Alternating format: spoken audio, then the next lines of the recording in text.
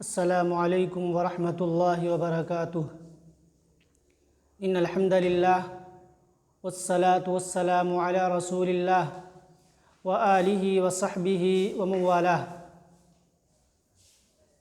عزیز طلباء، آپ کے روبرو جامع الترمذی کا 5واں درس پیش ہے۔ اس سے پہلے کے درس میں ہم اور آپ امام ترمذی کی پہلی سند میں رجال پر کلام کر رہے تھے، ان کے حالات زندگی پر باتیں چل رہی تھیں، اور امام ترمذی کے شیخ قتیبہ بن سعید اور قتیبہ بن سعید کے شیخ ابو عوانہ کے تعلق سے ہم جان چکے تھے۔ اس کے بعد امام ترمذی کے شیخ کون ہے؟ سماک بن حرب۔ سماک بن حرب کے تعلق سے جانتے ہیں کہ یہ کون تھے؟ سماک بن حرب سین کے کسرہ کے ساتھ اور میم کے تخفیف کے ساتھ، یعنی تشدید کے ساتھ نہیں۔ سماک بن حرب بن اوس بن خالد الزہلی البکری الکوفی، صدوق راوی ہیں۔ آپ کی روایت عکرمہ سے خاص طور سے مضطرب ہے، اور آخری عمر میں آپ کا حافظہ بدل گیا تھا۔ تقریب التہذیب میں اس طرح کی بات کہی گئی ہے۔ آپ تابعین میں سے بڑے عالم تھے۔ آپ نے جابر بن سمرہ، نعمان بن بشیر، پھر اس کے بعد علقمہ بن وائل، مصعب بن سعد وغیرہ سے حدیثیں روایت کی ہیں، اور آپ سے اعمش، شعبہ، اسرائیل، زائدہ، ابو عوانہ وغیرہ نے حدیثیں روایت کی ہیں۔ امام ابن المدینی نے آپ کے بارے میں کہا کہ تقریباً 200 حدیثیں آپ کی ہیں، اور کہا امام احمد بن حنبل رحمہ اللہ نے اصح حدیثا من عبد الملک ابن عمر، کہ آپ عبد الملک بن عمر سے زیادہ صحیح حدیث والے ہیں۔ امام ابو حاتم نے بھی آپ کو ثقہ کہا ہے، اور امام ابن معین نے بھی آپ کو ثقہ کہا ہے۔ آپ کی وفات 123 ہجری میں ہوئی ہے۔ آپ کی وفات 123 ہجری میں ہوئی ہے، سنۃ 23 و 100۔ تو یہ سماک بن حرب ہے۔ اس کے بعد حا لکھا ہوا ہے، تو سند جب ہم پڑھیں گے اور بیچ میں حا لکھا ہوا آئے تو ہم بعینہ ہی اس کو ایسے ہی پڑھ کر کے آگے گزر جائیں گے۔ ہاں، اہل مغرب کا طریقہ یہ ہے کہ وہ جب حا پر پہنچتے ہیں تو الحدیث پڑھتے ہیں۔ تو الحدیث، مثال کے طور پر قال حدثنا قتیبۃ بن سعید قال حدثنا ابو عوانۃ عن سماک بن حرب الحدیث۔ لیکن ہم کس طرح سے پڑھیں گے؟ قال حدثنا قتیبۃ بن سعید قال حدثنا ابو عوانۃ عن سماک بن حرب حا وقال حدثنا، اس طریقے سے پڑھیں گے۔ تو امام ترمذی رحمہ اللہ نے اس کے بعد اپنے دوسرے شیخ کا تذکرہ کیا اور دوسری سند بیان کی ہے۔ کہا وقال حدثنا حناد، کیا مطلب؟ امام ابو عیسیٰ ترمذی رحمہ اللہ نے کہا وحدثنا حناد، تو حناد یہ کون ہے؟ حناد بن سری بن مصعب الحافظ القدوہ الزاہد، آپ کوفہ کے شیخ تھے، کنیت آپ کی ابو السری ہے، نسبت التمیمی الدارمی۔ آپ نے ابو الاحوص سلام اور شریک بن عبداللہ، اسماعیل بن عیاش وغیرہ سے حدیثیں روایت کی ہیں، اور آپ سے امام بخاری کے علاوہ جماعت نے، یعنی کتب ستہ کے مؤلفین میں سے امام بخاری نے صرف آپ سے روایت نہیں کی ہے، باقی سب نے آپ سے حدیثیں روایت کی ہیں۔ امام احمد بن حنبل رحمہ اللہ سے پوچھا گیا عمن یکتب بالکوفہ، یعنی کوفہ میں کس شخص سے حدیثیں لکھی جائیں؟ قال، تو کہا علیکم بحناد، حناد کو لازم پکڑو، حناد سے حدیثیں لکھو۔ اور قتیبہ بن سعید نے کیا کہا؟ ما رأیت وکیعا یعظم احدا تعظیمہ حنادا، کہا کہ میں نے وکیع کو نہیں دیکھا کہ وہ حناد سے زیادہ کسی کی تعظیم کرتے ہوں، یعنی بہت ہی تعظیم کیا کرتے تھے۔ اور امام نسائی رحمہ اللہ نے آپ کو ثقہ کہا ہے، وفات آپ کی 243 ہجری میں ہوئی ہے، سنۃ 43 و 200، 243 ہجری میں ہوئی ہے۔ اس وقت آپ کی عمر 91 سال تھی، 91۔ آپ کو کوفہ کا راہب کہا جاتا تھا، راہب الکوفہ آپ کو کہا جاتا تھا۔ تو یہ حناد جو امام ترمذی رحمہ اللہ کے دوسرے شیخ ہیں، ان کے تعلق سے کچھ باتیں آپ کے سامنے آئیں۔ اس کے بعد قال حدثنا وکیع، کہا کہ ہم سے وکیع نے حدیث بیان کی۔ وکیع کون ہے؟ وکیع بن الجراح بن ملیح الرواسی الکوفی، جو کہ عراق کے محدث تھے، اور آپ کی پیدائش سن 129 ہجری میں ہوئی۔ آپ نے ہشام بن عروہ، اعمش، ابن عون اور ابن جریج اور سفیان ثوری وغیرہ سے حدیثیں سنی ہیں، اور آپ سے ابن مبارک اور احمد بن حنبل، ابن المدینی، یحییٰ بن سعید القطان، اسحاق بن راہویہ، زہیر اور دوسرے لوگوں نے آپ سے حدیثیں روایت کی ہیں۔ امام احمد بن حنبل رحمہ اللہ نے کہا کہ ما رأیت اوعى للعلم ولا احفظ من وکیع، کہا کہ میں نے وکیع سے زیادہ علم کو یاد کرنے والا نہیں دیکھا۔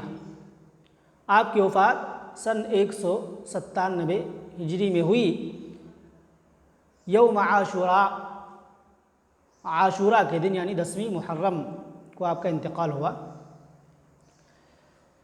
اور حافظ ابن حجر رحمہ اللہ نے اپنی کتاب تقریب التہذیب میں آپ کو ثقہ کہا ہے۔ تو یہ وکیع بن جراح کے بارے میں بات ہوئی۔ اس کے بعد عن اسرائیل، اسرائیل کون ہے؟ اسرائیل بن یونس بن ابی اسحاق السبیعی الکوفی۔ امام احمد بن حنبل رحمہ اللہ نے آپ کو کہا ہے ثبتن، یہ تعدیل کا لفظ ہے۔ وقال ابو حاتم، اور امام ابو حاتم نے آپ کو صدوق کہا ہے، اور کہا ہے کہ اسحاق کے ساتھیوں میں سے متقنین میں سے آپ تھے۔ اور حافظ ابن حجر رحمہ اللہ نے کہا تقریب التہذیب میں کہ آپ ثقہ ہیں، اور آپ کے سلسلے میں بغیر حجت کے کلام کیا گیا ہے۔ اس کے بعد دیکھتے ہیں عن مصعب بن سعد، سماک بن حرب کے بارے میں آ گیا۔ اس کے بعد عن مصعب بن سعد، مصعب بن سعد بن ابی وقاص الزہری المدنی، آپ ثقہ ہیں، اوساط تابعین میں سے ہیں۔ آپ عکرمہ بن ابی جہل سے مرسل روایت کرتے ہیں۔ آپ کی وفات سن 103 ہجری میں ہوئی ہے۔ اس کے بعد عن ابن عمر، عن مصعب بن سعد عن ابن عمر، ابن عمر کون ہے؟ عبداللہ بن عمر بن خطاب العدوی، کنیت ابو عبد الرحمن۔ آپ کی پیدائش بعثت نبوی سے تھوڑا بعد میں ہوئی تھی، اور غزوہ احد کے موقع پر آپ کی عمر صرف 14 سال تھی، آپ بہت چھوٹے تھے۔ وَهُوَ أَحَدُ الْمُكْثِرِينَ مِنَ الصَّحَابَةِ وَالْعَبَادِلَةِ، یہ کہا گیا آپ کے بارے میں کہ آپ مکثرین صحابہ کرام میں سے ایک ہیں، مکثرین صحابہ کرام میں سے ایک ہیں۔ مکثرین صحابہ کرام کس کو کہتے ہیں؟ کیا مطلب اس کا؟ تو 7 صحابہ کرام ایسے ہیں جنہوں نے کثرت سے اللہ کے رسول صلی اللہ علیہ وسلم سے حدیثیں روایت کی ہیں، انہی کو مکثرین من الصحابہ کہا جاتا ہے۔ ایک شاعر نے، عربی شاعر نے اپنے ایک شعر میں ان 7 صحابہ کرام کا نام گنایا ہے۔ یہ شعر اگر ہم یاد رکھیں تو ہمیں ہر وقت پتہ رہے گا کہ مکثرین صحابہ کرام کون ہیں۔ وہ شعر کیا ہے؟ سبع من الصحاب فوق الالف قد نقلوا، سبع من الصحاب فوق الالف قد نقلوا، من الحدیث عن المختار غیر مفتر، ابو ہریرہ، سعد، جابر، انس، صدیقۃ وابن عباس ونجل عمر۔ کیا کہا شاعر نے؟ کہ 7 صحابہ کرام نے 1000 سے اوپر حدیثیں روایت کی ہیں نبی صلی اللہ علیہ وسلم سے، اور یہ کوئی جھوٹی بات نہیں ہے۔ کون ہے؟ ابو ہریرہ، ابو ہریرہ اور سعد بن ابی وقاص، جابر بن عبداللہ، انس بن مالک، عائشہ صدیقہ رضی اللہ تعالی عنہ، اور ابن عباس رضی اللہ تعالی عنہ، اور ابن عمر یعنی عبداللہ ابن عمر رضی اللہ تعالی عنہ۔ تو یہ مکثرین من الصحابہ میں سے ہیں، ان صحابہ کرام میں سے ایک ہیں جو بکثرت اللہ کے رسول صلی اللہ علیہ وسلم سے حدیثیں روایت کرتے ہیں۔ والعبادلتی، اور اسی طریقے سے آپ عبادلہ 4 میں سے بھی ہیں، یعنی 4 عبداللہ، جن میں سب سے پہلا نام عبداللہ ابن عمر کا آتا ہے، نمبر 2 عبداللہ ابن عباس رضی اللہ تعالی عنہ، عبداللہ ابن زبیر رضی اللہ تعالی عنہ، اور چوتھے نمبر پر عبداللہ ابن مسعود رضی اللہ تعالی عنہ۔ تو یہ چاروں عبداللہ نام کے جو صحابہ کرام ہیں ان کو عبادلہ 4 کہا جاتا ہے، ان کو عبادلہ 4 کہا جاتا ہے۔ اور حضرت عبداللہ ابن عمر سے 2630 حدیثیں مروی ہیں، 2630 حدیثیں مروی ہیں۔ تو یہ سند پر گفتگو ہوئی۔ اب عبداللہ ابن عمر روایت کرتے ہیں اللہ کے نبی صلی اللہ علیہ وسلم کے حوالے سے۔ سند ایک مرتبہ پڑھ لیتے ہیں، اس کے بعد متن پڑھتے ہیں۔ قال حدثنا قتيبة بن سعيد قال حدثنا أبو عوانة عن سماك بن حرب وقال حدثنا هناد قال حدثنا وكيع عن إسرائيل عن سماك عن مصعب بن سعد عن ابن عمر عن النبي صلى الله عليه وسلم قال لا تقبل صلاة بغير طهور ولا صدقة من غلول قال هناد في حديثه إلا بطهور۔ آئیے متن دیکھتے ہیں۔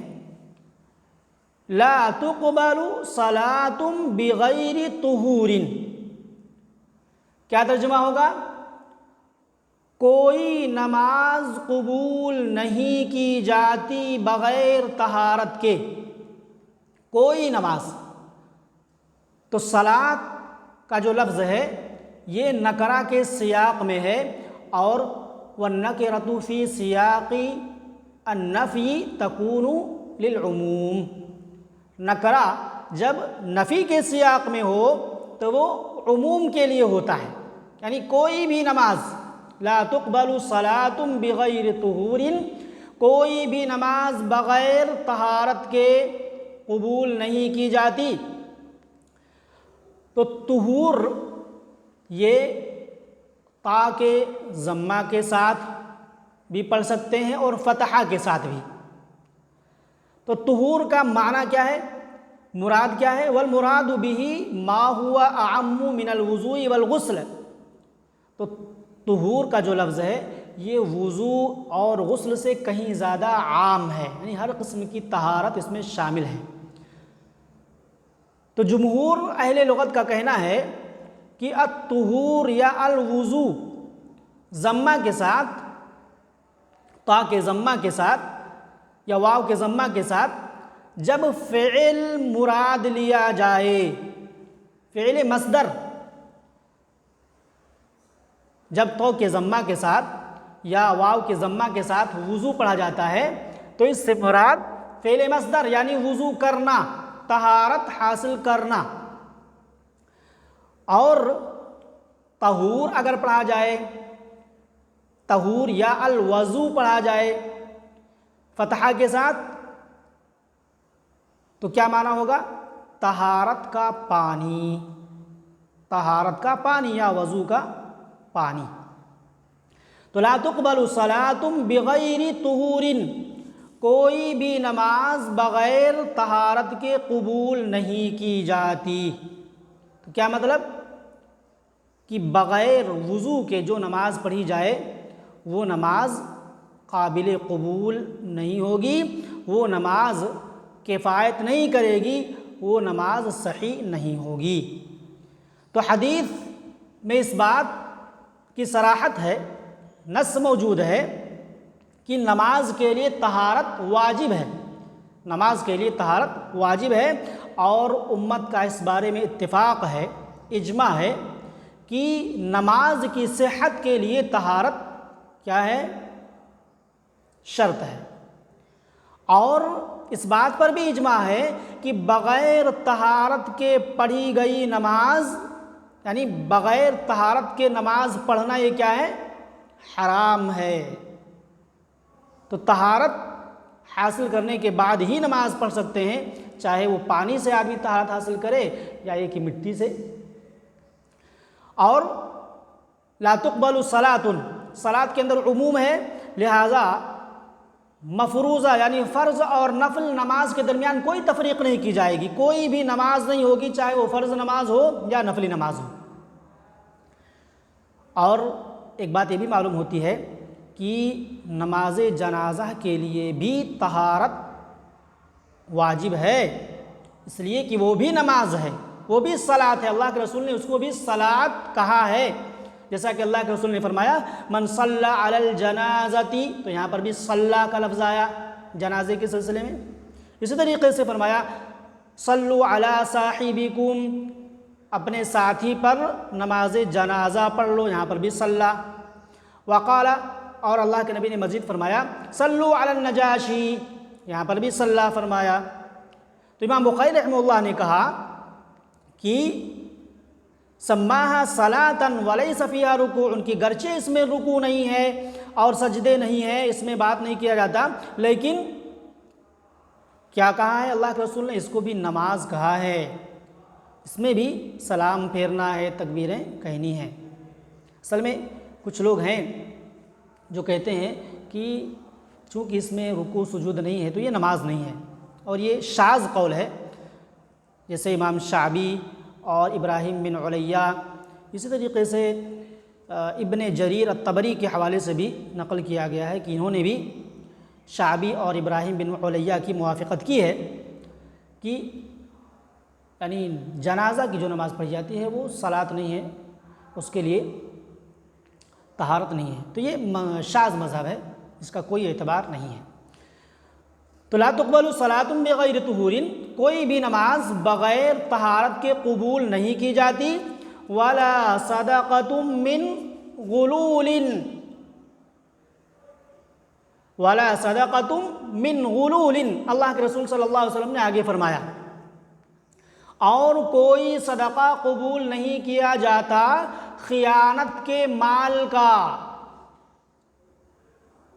تو غلول کس کو کہتے ہیں؟ غلول بضم الغین، غین کے ضمہ کے ساتھ معنی ہوتا ہے الخیانہ، اور اصل میں غلول کہتے ہیں المال المسروق من الصدقہ، وہ مال جو صدقے کی تقسیم سے پہلے، غنیمت کی تقسیم سے پہلے چورا کر کے حاصل کر لیا گیا ہو تو اس کو غلول کہتے ہیں، اس کو غلول کہتے ہیں۔ تو کیا معنی ہوا؟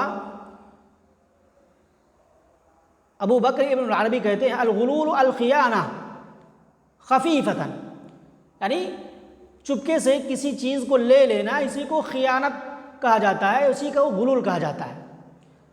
تو معلوم یہ ہوا کہ حرام مال سے صدقہ یہ اللہ رب العالمین کے یہاں قابل قبول نہیں ہے۔ جس طریقے سے بغیر طہارت کے پڑھی گئی نماز اللہ رب العالمین کے ہاں قابل قبول نہیں ہوگی، بلکہ اس پر سزا کا مستحق ہوگا ایسا کرنے والا، بالکل اسی طریقے سے خیانت کے مال کا صدقہ اللہ رب العالمین کو قابل قبول نہیں ہے، اللہ رب العالمین قبول نہیں کرے گا، اور اس پر سزا کا مستحق وہ شخص ہوگا جو ایسا کرے گا۔ تو لا تقبل صلاۃ بغیر طہور ولا صدقۃ من غلول، کوئی بھی نماز بغیر طہارت کے قابل قبول نہیں ہوتی، ولا صدقۃ من غلول، اور نہ ہی خیانت کے مال کا صدقہ قابل قبول ہے۔ قال حناد فی حدیثہ الا بطہور، امام ترمذی رحمہ اللہ فرق دکھلانا چاہتے ہیں، اس لیے کہہ رہے ہیں کہ جب استاذ یعنی امام ترمذی کے استاذ قتیبہ بن سعید نے حدیث بیان کی تو کیا کہا؟ ولا صدقۃ من غلول، لیکن جب ان کے استاذ حناد نے حدیث بیان کی تو تھوڑا سا الفاظ کا فرق کیا۔ یہ محدثین کی امانت داری ہے کہ بالکل وہی لفظ بیان کرتے ہیں، اگر ذرا سا فرق ہوتا ہے شیوخ کے الفاظ میں تو اس کی بھی صراحت اور وضاحت کر دیتے ہیں، تو وہی فرق دکھلانا مقصود ہے۔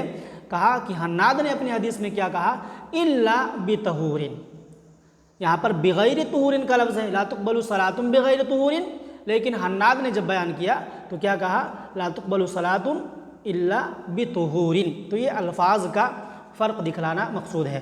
اس کے بعد امام ترمذی رحمہ اللہ نے کہا قال ابو عیسیٰ ھذا الحدیث اصح شیء فی ھذا الباب واحسن، کہا کہ یہ حدیث جو یہاں پر بیان کی ہے، یہ حدیث اس باب میں سب سے صحیح اور سب سے احسن ہے۔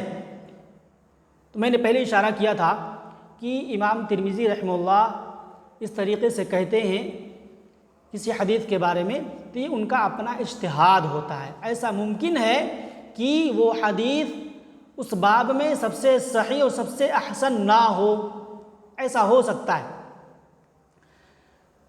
وفی الباب عن ابی الملیح عن ابیہ وابی ہریرۃ وانس وابو الملیح بن اسامۃ اسمہ عامر ویقال زید بن اسامۃ بن عمیر الہذلی، کیا کہا کہ یہ حدیث اس باب میں سب سے زیادہ صحیح اور سب سے زیادہ احسن ہے۔ تو اس حدیث کی تخریج یعنی کتب ستہ کے مؤلفین نے کی ہے سوائے امام بخاری کے۔ اسی طریقے سے اس حدیث کی تخریج امام طبرانی رحمہ اللہ نے بھی معجم الاوسط میں کی ہے، لیکن الفاظ اس طرح سے ہیں لا صلاۃ لمن لا طہور لہ، لا صلاۃ لمن لا طہور لہ۔ تو میں نے پہلے بتلایا کہ امام ترمذی رحمہ اللہ کا اپنا اجتہاد ہوتا ہے۔ اب دیکھیں اسی باب میں حضرت ابو ہریرہ کی بھی حدیث آ رہی ہے، اسی باب میں حضرت ابو ہریرہ رضی اللہ تعالیٰ عنہ کی حدیث بھی آ رہی ہے۔ اس کے الفاظ کیا ہیں؟